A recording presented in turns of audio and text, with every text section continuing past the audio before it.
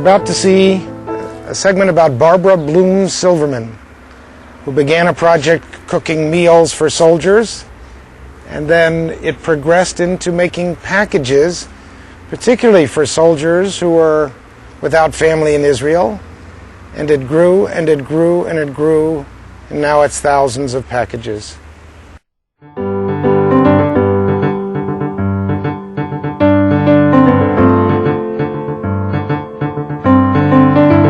The name of this project is A Package from Home.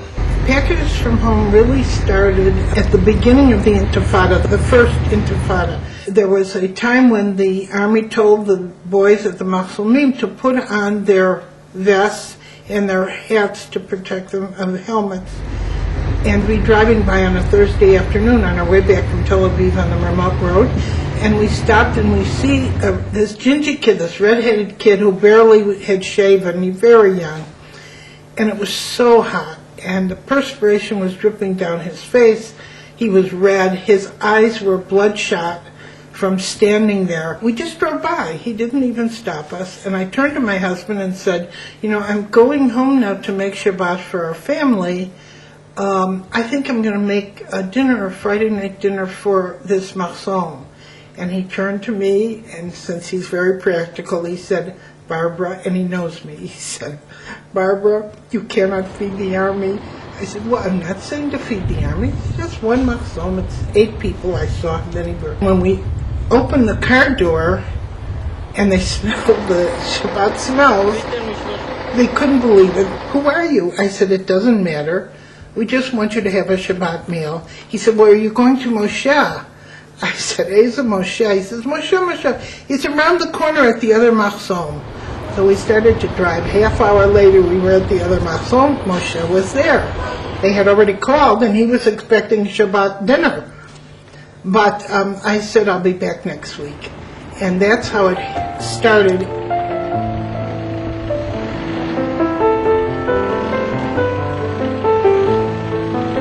For several years, we did 48 meals at 3 Mausoleum.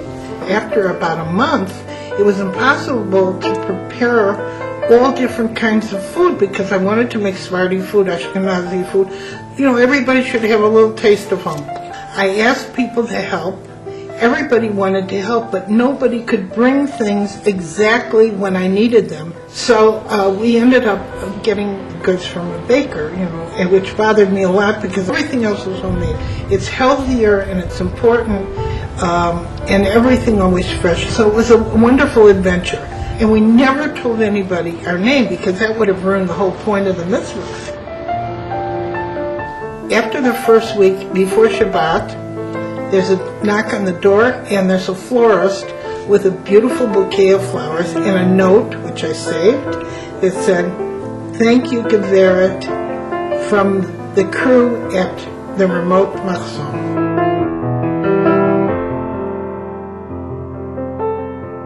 So when I sat down for Shabbat meal, I enjoyed it so much because I had this wonderful experience of seeing the boys being so happy instead of getting the usual army TV dinner.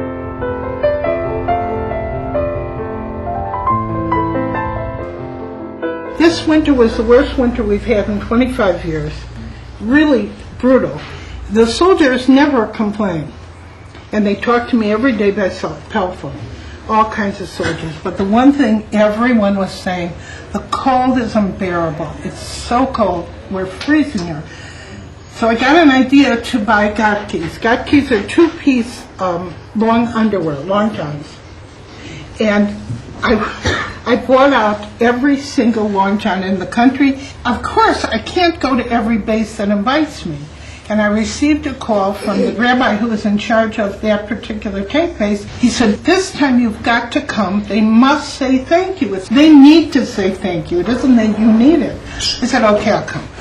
So wherever I went over this enormous base, people were just lifting up their pants legs and showing me the gatki. That is the thank you for the project.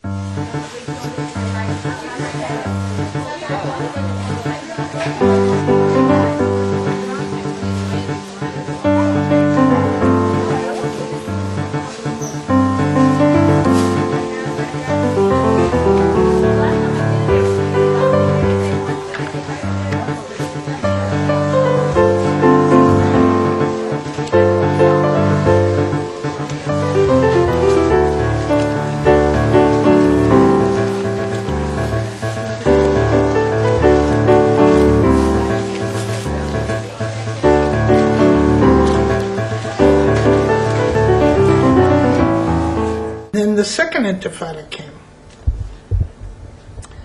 it was a whole different story, because the force and the rage behind it was so extreme that immediately we saw this was a whole different situation, and I was tossing and turning, and I just wanted to do something, and I didn't know what.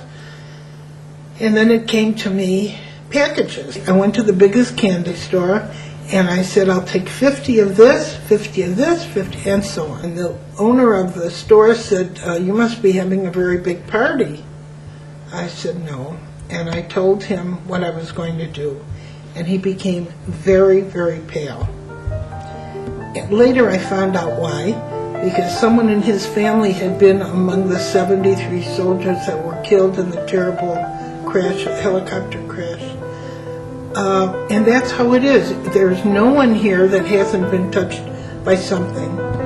And so we're all very connected, even though I had never met him before. And we're very good friends now, and he is our major supplier. And that night, I wrote an email. This is important. The email was to the 80 people on my email list, and sent it out. And without my knowledge, they sent my letter to everyone on their email list. So within a week or two, I started getting letters and checks.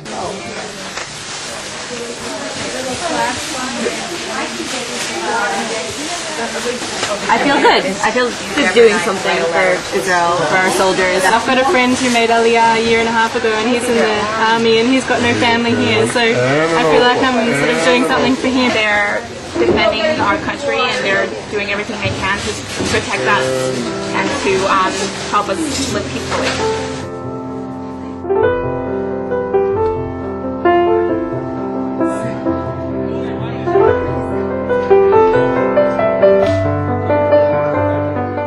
I started a program called Adopt a Unit. We now have 124 units adopted, which means that month, every soldier in the unit will receive a package. Then we did a letter from home, which was, I contacted all the schools and camps and day schools, all of them, and they all had their classes send letters. Dear brave Kaya, thank you very much for protecting our country. Since many Jews outside Israel are not there to help fight, it does not mean they don't care. We are doing everything we can to help, like having protests, donating money, and even writing letters like these to help keep the morale up. I know that it's Hanukkah, and you are away from your families. Thank you very much for protecting our country. Hopefully someday I can come and visit my homeland. The first packages that were delivered to a unit who was sent to a bus bombing where there were 4 little girls killed. I know this story because the commander called me the following day, and he said, I want to talk to you about the effect of the packages. My unit had just finished their training, very young boys, and they went out to this terrible scene of the bus still burning, shards of glass everywhere, children wandering around calling for their mothers. You see, when there's a loud explosion, you lose your hearing, so they couldn't hear the soldiers saying, jump, jump out of the bus. So the soldiers were diving in over the glass and literally pulling these children out. It was a horrible scene. The soldiers came back to their bunks, and the commander said, I simply couldn't leave them. They were in such a dejected and depressed state. And he said, I stood by the side of the door and watched them, and nobody moved, and it was very quiet. And suddenly, he hears someone chuckling, and he looks over at the end of the room. One of the soldiers had opened up the box, and he's holding a letter. And he said, listen up, guys. Listen to this letter. And the letter said, my name is Dvorah. I'm 15 and a half, and I go to a Jewish day school in Manhattan. My friends tell me I'm very pretty. Do you have a girlfriend? And that relaxed them, and they kind of laughed and they were amused, and then they started opening the boxes. So he said, I'm calling you to tell you that clearly they will never forget this terrible scene that they were part of, but the boxes made a difference. They felt a little better. I've been working with Barbara for 5 years, maybe 6. The packages from Barbara are for soldiers without families. Soldiers who don't have, soldiers alone here with parents overseas. They came to Israel, they serve their country. Even if they aren't fighting, we help them so they won't be without. We see who these soldiers are and if they really need, so we give it to them immediately. It helps them a lot. They are soldiers in financial distress. They don't even have money for a razor or toothpaste. It is a good feeling. For Barbara, thank you from all the soldiers in Company 52. Thank you very much. She deserves it. It is the second time she's done this. I want to thank you. I put it on my wall not because I need to show off, but because whoever comes in sees it and they say, I want to be part of this. One of the biggest contributions we ever got was from a 15-year-old teenager who went to his father, who was a lawyer, and said, I want to raise money for the soldiers, and can I have the list of all your clients? He said, my clients? He said, okay, you're trying to do a chesed. This is fine. I approve of that. But I'm telling you, call them once. If they say no, don't pester them. No is no. This kid raised $15,000. If you have a good idea, be courageous, be brave, and do it.